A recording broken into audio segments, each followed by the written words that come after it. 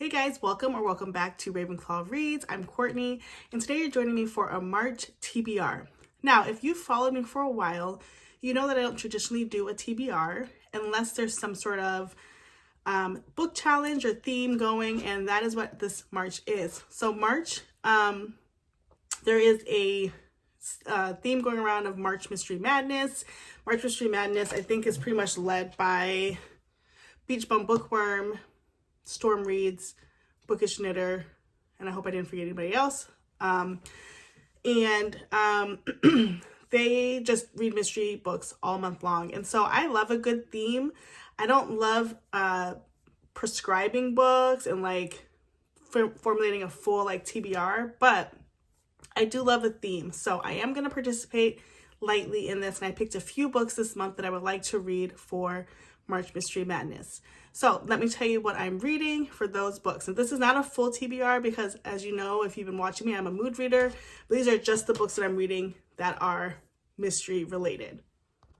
The first book that I'm committing to reading is the third book in the Good Girl's Guide to Murder. It's As Good as Dead. I started this quite a while ago, maybe October or November of last year, and never finished it. And so I would like to just get this series done.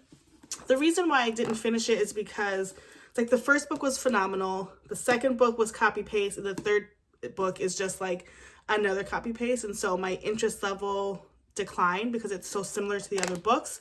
But I would really like to finish this series, and it is a mystery. So the back cover, it says, Pip is still haunted by the way her last investigation ended. She's used to online death threats in the wake of her viral true crime podcast, but soon the threats escalate and Pip realizes that someone is following her in real life. When Pip discovers a connection between her new stalker and a local serial killer, she finds herself in the center of another case. Will her good girl ways die with her? Or, as the deadly games play out, will Pip risk losing everyone she loves, including herself? So I'm excited to get into this. Like I said, it is kind of copy-paste, honestly, but I want to finish it, and this is a perfect time to do it. This month's going to be a great time to tap into my Libby resources because I do like mystery books, but Libby has a great selection of mystery books, especially cozy mysteries. And oftentimes in my Libby range, not a lot of folks are reading cozy mysteries, and so I can get the books right away. So that's kind of what I've done, and I've stacked up, and a lot of my books are on my Kindle. So another book that I like to read is called Gone with the Witch. This is part of the Witch Way Librarian Mysteries. This is book number 5 in that series. It's by Angela M. Sanders. I've read all the other books in this series, and I really do like this writing style. It is a cozy mystery. It's a small town Wilfred has turned into a quaintly cozy Oregon destination, but also keeps turning up corpses. As the bones pile up, librarian and apprentice witch Josie Way will need to use all the sorcery at her disposal to stop a killer. When human bones are discovered beneath an old outhouse covered in blackberry vines, no one knows who they once belonged to. But elderly Helen Garlington wants Sam the sheriff to test the remains, suspecting that may solve the mystery of her long-vanished husband. It's not a match, and Helen takes it hard, drowning her disappointment in Sherry at the tavern, where she sees a contestant on a game show who she swears is her missing spouse, Martin. To ease the woman's mind, Josie contacts the show to track down the lookalike guest, who kindly agrees to travel to Wilfred and is then found dead the next morning. Horrified by this fatal turn of events, Josie asks the spellbound books for help, seeking the aid of Sherlock Holmes. But strange things continue to happen. Frightening images flash on the screen of a long-abandoned movie theater, and flocks of crows seem to appear wherever she goes. Is Josie about to meet her own mortuary? ? So this series is really cute. Like it says, our main character Josie, she is a witch apprentice. She found out she was a witch late in life, and so she's figuring out different spells and how to access that through her aunt's old letters that were written to her.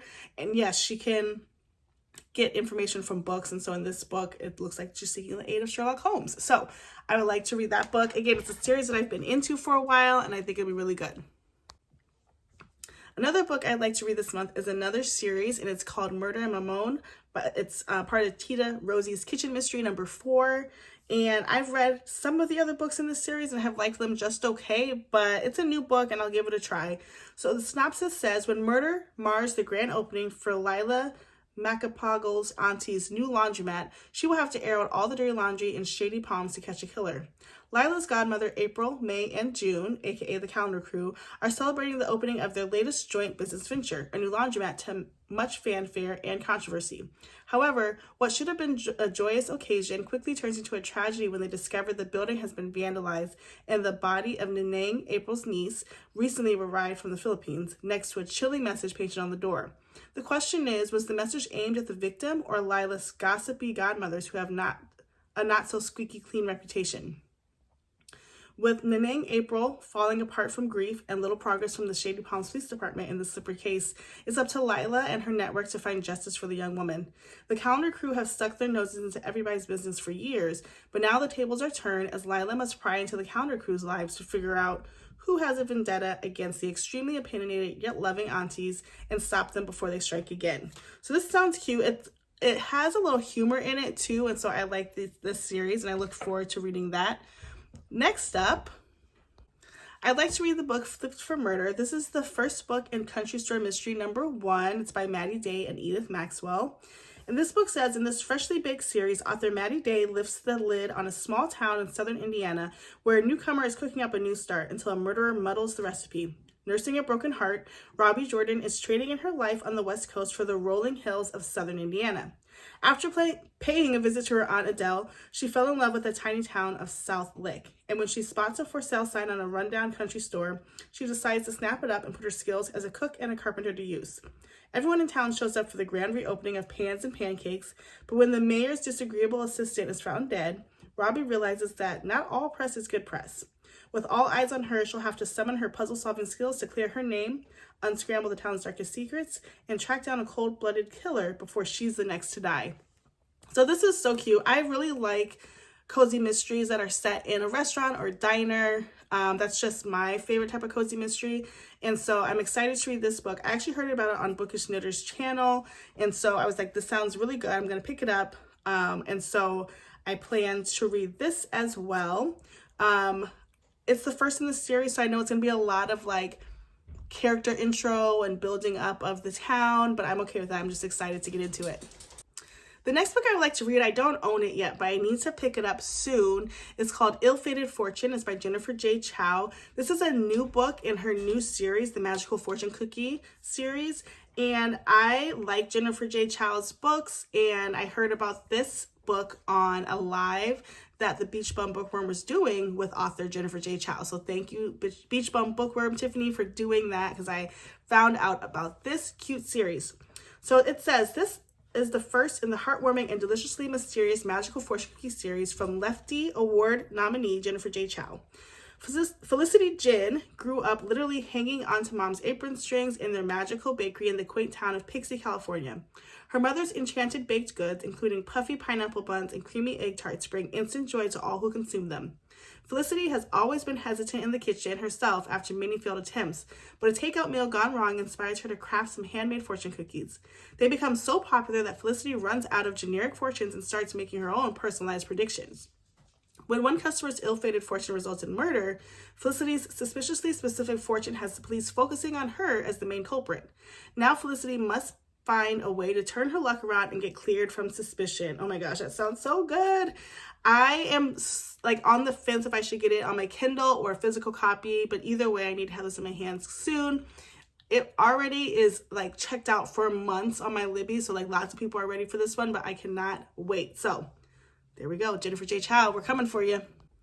During that live with Jennifer J. Chow, I also heard about another series that she writes called the Sassy Cat Mystery Series. And so I have borrowed from my library the first in that series. It's called Mimi Lee Gets a Clue.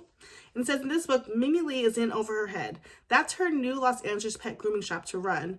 Oh, there's her new Los Angeles pet grooming shop to run, her matchmaking mother to thwart, her talking cat Marshmallow to tend to, oh, and the murder of a local breeder to solve. Now, if only Mimi hadn't landed herself on top of the suspect list.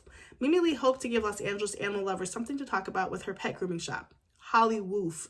That's so cute. She never imagined that the first cat she said hello to would talk back or be quiet. So, well, catty, especially about those disastrous dates Mimi's mother keeps setting up. When Marshmallow exposes local breeder Russ Nolan for mistreating chihuahuas, Mimi steals some of her cat's attitude to tell Russ off. The next day, the police show up at Holly Woof. Rust has been found dead, and Mimi's shouting match with him has secured her top billing as the main suspect. Hoping to clear her name and save the pups Rust left behind, Mimi enlists help from her dreamy lawyer neighbor Josh. Oh, I love this. But even with Josh on board, it'll take Mimi and Marshmallow a lot of sleuthing and more than a little sass to get back to the pet grooming life and off the murder scene. I'm here for it. I love this. Having the neighbor that's cute, that's going to help her. Yes, so I love that. I can't wait to get into that one. Okay, and then there's one more book that I would like to read, and as I'm going over my list, this is getting kind of long because there's other books I want to read this month too, but I would love to read the Babysitters Club, Club Super Mystery #1. This is Babysitter's Haunted House. Now, I did read this book in 2022, and so it's on my list, but it's not top priority. I'd rather read some other books I haven't read before, and I am rereading all the Babysitter Club books in order, not including the mysteries, so I don't want to throw anything off, but if I get to it, this book is about the girls. It says, visiting a huge seaside mansion in Maine while caring for 6 young charges, Christy, Claudia, Marianne, and Dawn are disturbed at the location's decidedly spooky nature and further alarmed by strange noises and a ghostly figure.